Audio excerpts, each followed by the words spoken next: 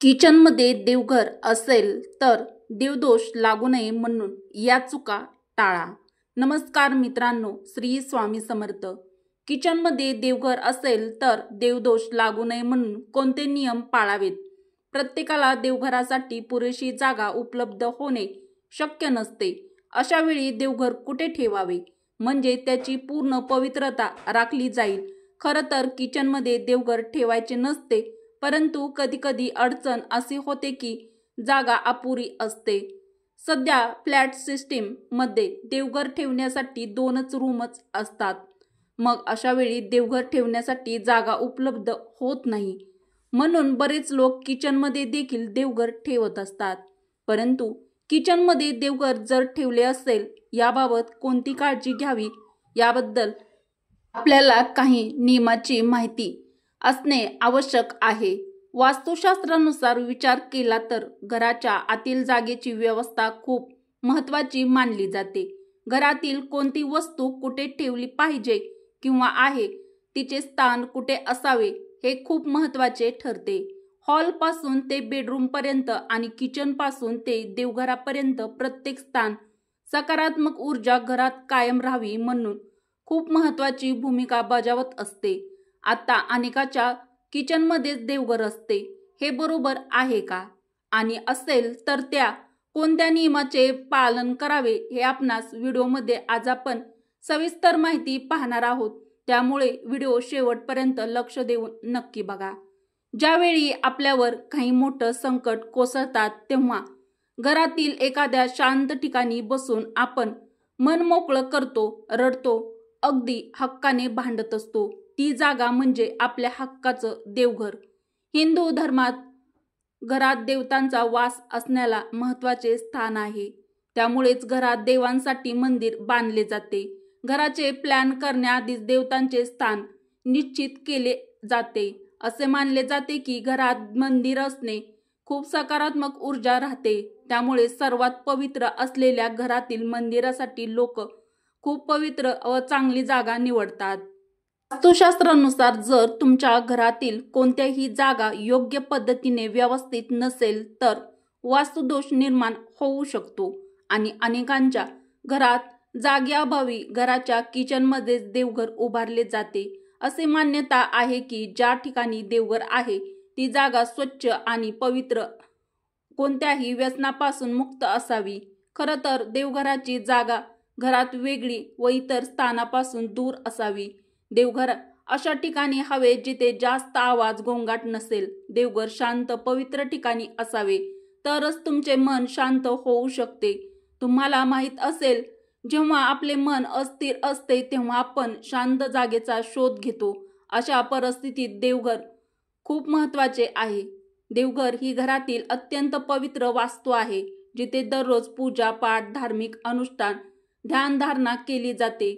देवघर म्हणजे आध्यात्मिक ऊर्जा आणि सकारात्मकतेचे स्रोत मानले जाते. त्यामुळे देवघरासाठी अशी जागा घ्यावी जिथे आध्यात्मिक ऊर्जा व सकारात्मक ऊर्जा वाढत असेल.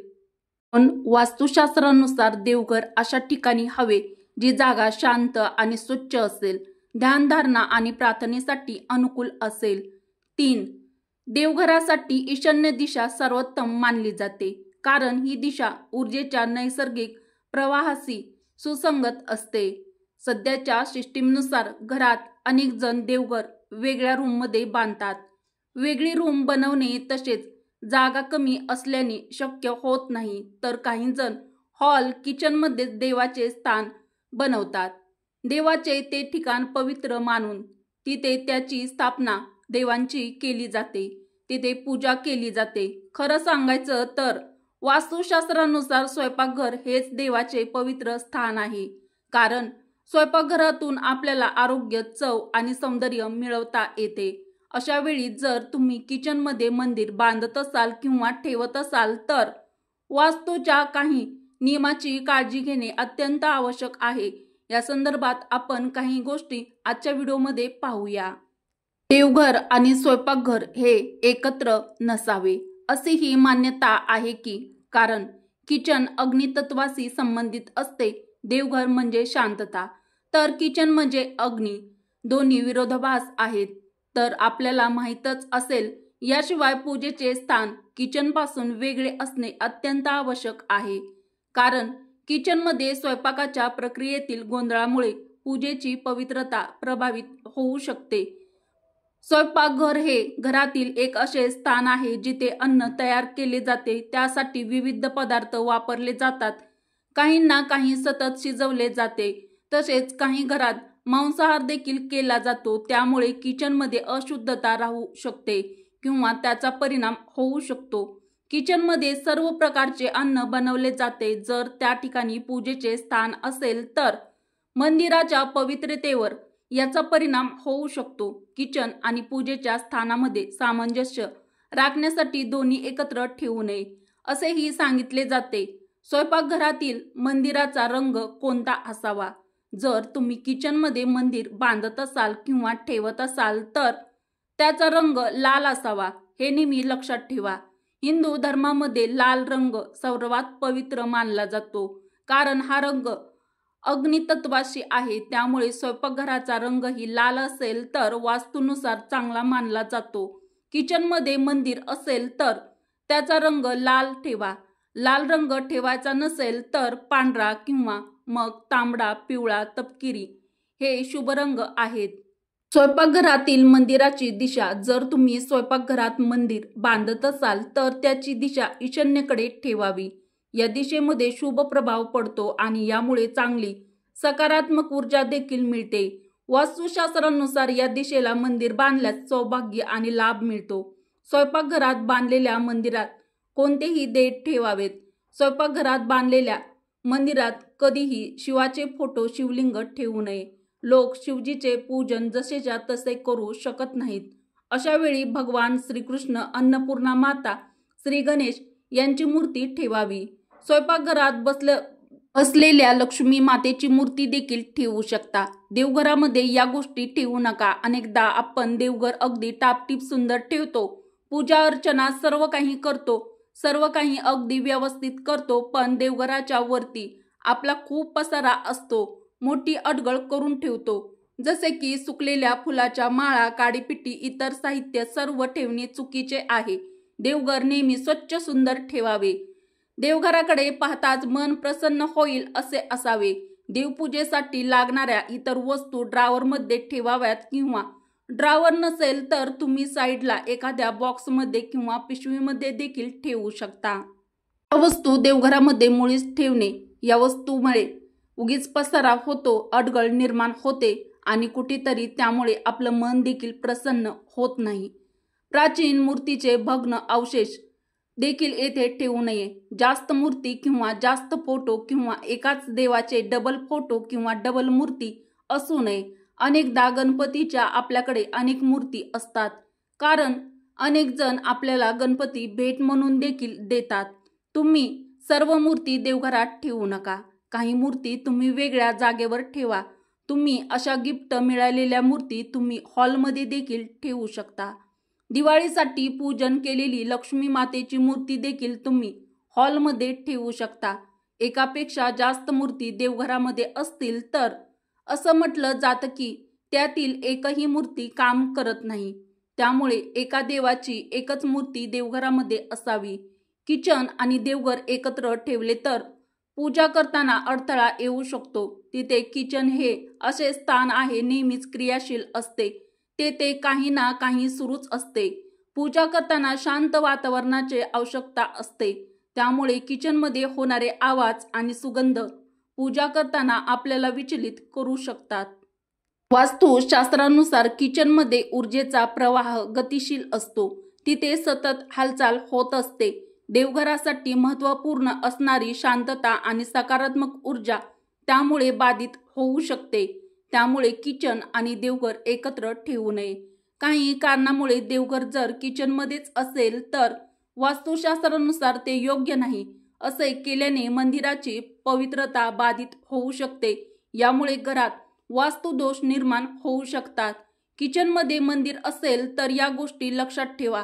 सर्वात महत्त्वाची गोष्ट म्हणजे स्वच्छता. स्वयंपाकघरात मंदिर आहे त्यामुळे सिंकमध्ये खरकटी भांडी ठेवू नयेत. शूज, चप्पल घालून स्वयंपाक घरात कधीही प्रवेश करू नका. बऱ्याचशा महिलांना स्वयंपाकघरामध्ये चप्पल घालून फिरण्याची सवय असते, तर चप्पल घालून प्रवेश करू नका. जो कोणी स्वयंपाकघरात अन्न शिजवतो सर्वप्रथम देवाला अर्पण करावा लागेल, हेही लक्षात ठेवा. स्वयंपाकघरामध्ये देवघर न ठेवण्याचे मूळ कारण म्हणजे स्वयंपाकघरामध्ये मद्य, मांस, मच्छी असे पदार्थ शिजवले जातात आणि मासिक पाळीमध्ये स्त्रियांची सावली देवघरावर पडू नये. मासिक पाळीमध्ये स्त्रियांना स्वयंपाकघरात काम करावे लागते. अशा वेळी वारंवार त्यांची सावली देवघरावर पडत असते, जे पूर्णतः चुकीचे आहे. मासिक पाळीमध्ये स्त्रियांची सावली देवघरावर पडू नये म्हणून स्वयंपाकघर देवघरामध्ये ठेवत नाहीत. पण जर तुम्ही देवघर जी सावली पडणार नाही असे ठेवले किंवा वरती अडकवलेले असेल तर ठीक आहे. म्हणजे देवघराच्या ज्या कोपऱ्यात आहे त्या कोपऱ्यामध्ये तरी निदान त्या स्त्रीने फिरू नये. देवाच्या मंदिराच्या विरुद्ध दिशेला गॅस ठेवणे, जेणेकरून देवाकडे पाठ फिरवून अन्न शिजवू नये. पूर्वीपासूनच आपण ऐकत आलो आहे की देवाकडे पाठ फिरवून बसू नये. अगदी त्याचप्रमाणे देवाकडे पाठ फिरवून अन्न देखील शिजवू नये. खरं तर किचनमध्ये देवघर नसावे याचे शास्त्रीय कारण म्हणजे आपण देवाला दिवा लावत असतो आणि हा दिवा चालूच असतो. किचनमध्ये सिलेंडर असतात. दिवा चालू असल्यामुळे जर चुकून सिलेंडर लिकेज झाला असेल तर काही वेळा प्रॉब्लेम होत असू शकतो किंवा होऊ शकतो. अशा वेळी धोका निर्माण होऊ शकतो. त्यामुळे किचनमध्ये देवघर ठेवत नाहीत. या कारणास्तव जर देवघरासाठी जागाच नसेल, किचनमध्ये देवघर ठेवतात. पण वेळोवेळी या गोष्टींची देखील काळजी घेतलीच गेली पाहिजे की किचनमध्ये देवघर आहे, या गॅस अथवा सिलेंडरची पाईप सर्व काही व्यवस्थित आहे. तसेच किचनमध्ये सात्विक अन्न शिजवलं गेलं पाहिजे किंवा त्या घरात राहणाऱ्या स्त्रियांची मासिक पाळीमध्ये सावली देखील देवघरावर पडू नये. अशा प्रकारे तुम्हाला समजलं असेल की किचनमध्ये देवघर का नसावे आणि असेल तर कोणत्या नियमाचे पालन केले गेले पाहिजे, म्हणजे देवदोष लागणार नाही. मित्रांनो, ही माहिती पूर्ण व्हिडिओ जर तुम्हाला आवडला असेल तर व्हिडिओला एक लाईक अवश्य करा. तुमच्या मित्र परिवारासोबत, बहिणींसोबत हा व्हिडिओ शेअर देखील जरूर करा व मराठी रोहिणी किचन आपल्या चॅनलला सबस्क्राईब अवश्य करा. परत भेटू अशाच एखाद्या नवीन आध्यात्मिक व्हिडिओमध्ये. व्हिडिओ शेवटपर्यंत पाहिल्याबद्दल तुमचे मनापासून धन्यवाद. श्री स्वामी समर्थ. जय माता लक्ष्मी.